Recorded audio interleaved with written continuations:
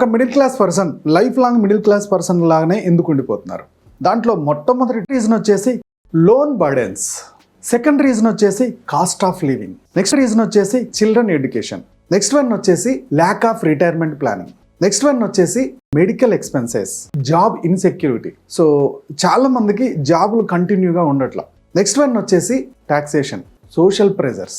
So మీరు job చేస్తున్నారు, ఒక 5 సంవత్సరాలు అయింది, సో ఇంకా ఇల్లు కొనలేదా, ఇంకా కారు కొనలేదా, ఈ సోషల్ ప్రెజర్ కోసం అన్ని అప్పులు చేసి కొనాల్సి వస్తూ ఉంటుంది. ఇంకొక రీజన్ వచ్చేసి ల్యాక్ ఆఫ్ ఇన్సూరెన్స్. ఇంకొక ప్రాబ్లం వచ్చేసి కన్జ్యూమర్ డెబ్ట్స్, అంటే ముఖ్యంగా క్రెడిట్ కార్డ్ డెబ్ట్స్. లో సేవింగ్ రేట్స్, దాదాపుగా 21% మాత్రమే సేవింగ్ చేస్తున్నారు. ఈ సేవింగ్ చేసే వాళ్ళు కూడా చాలా తక్కువ అమౌంట్ సేవింగ్ చేస్తున్నారు. నెక్స్ట్ పాయింట్ వచ్చేసి no investment diversification. So invest చేస్తే గోల్డ్, ఇన్వెస్ట్ చేస్తే గోల్డే, ఫిక్స్డ్ డిపాజిట్ చేస్తే మొత్తం ఫిక్స్డ్ డిపాజిటే.